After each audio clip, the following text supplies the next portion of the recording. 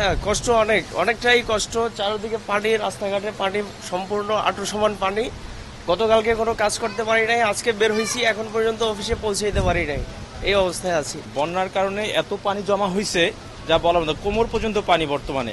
এখন পর্যন্ত আমরা সকাল 7টা থেকে অফিসে পৌঁছতে পারি নাই, এবং রিক্সা কিছু দূর গেলেই পানি নিচে তলায় যাইতেছে, এজন্য কোনো দিকেই মুভমেন্ট করা যাচ্ছে না। আগ্রাবাদের মূল অবস্থান তো এটাই, এখানে তো সবসময় পানি থাকে। তো এটা আসলে সরকার কর্তৃপক্ষ দেখা উচিত যে এখানে ড্রেনগুলো খারাপ, ড্রেন করতেছে, ড্রেনে পানি নামতেছে না, মানুষ যাতায়াত।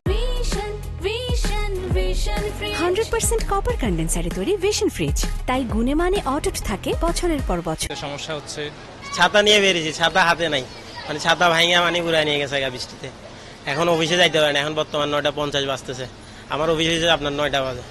তো সরকারের কাছে রিকোয়েস্ট থাকবে যাতে অন্তত আগ্রাবাদ এলাকা, চট্টগ্রামের মূলত অনেক বড় একটা স্থান আগ্রাবাদ, এখানে সকলেই ব্যাংকের কাজ, সিএনএফ, আপনার বন্দরের যত কাজ আছে সব এখানেই করা হয়।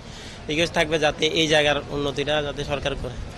ঢুকছে পানি অনেকগুলি, আমি সকালে দেখতেছি পানি এরকম অবস্থা কম ছিল।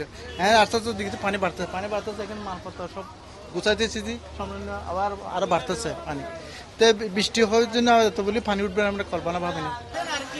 আমি দোকান খুলি, দেখছি যে আমার দোকানে পানি, এবং আমার এই ছবি টবি সব পানি তলে আছে। আমি এই দোকানে মালামাল মনে করেন আমি নিজে এখন তুলতেছি, রক্ষা করতেছি, উপরে নিতেছি।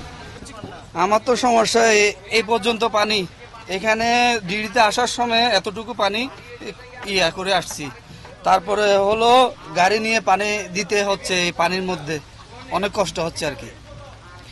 এগুলা যদি পাবলিক যদি সচেতন থাকতো, ড্রেনে যদি ময়লা না জমতো, এ ধরনের সমস্যা এগুলো হতো না।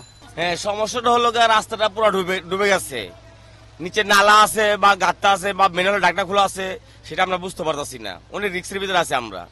যদি ড্রেনের যদি সরকার একটু কাজটা করে দিত, তাহলে যে আমাদের এখানে চলাফেরা করতে একটু সমস্যা ঠিক হইতো। রাস্তার কারণে আমরা ঠিকভাবে চলাফেরা করতে পারতেছি না। সকালে বাসা থেকে বেরোইছি, কমর পর্যন্ত পানি, পেন ভিজে গেছে, ওই অবস্থায় নিয়ে চলে আসছে অফিসে, কারণ কর্ম তো করতে হবে। পানির জন্য তো রাস্তা চোখে দেখি না, কি মরতেছি না বাঁচতেছি এটা তো আর কেউ দেখতেছে না, কষ্ট তো আমাদের, বুঝলেন না, জনগণের ভোগান্তি আর কি, আর কিছু না।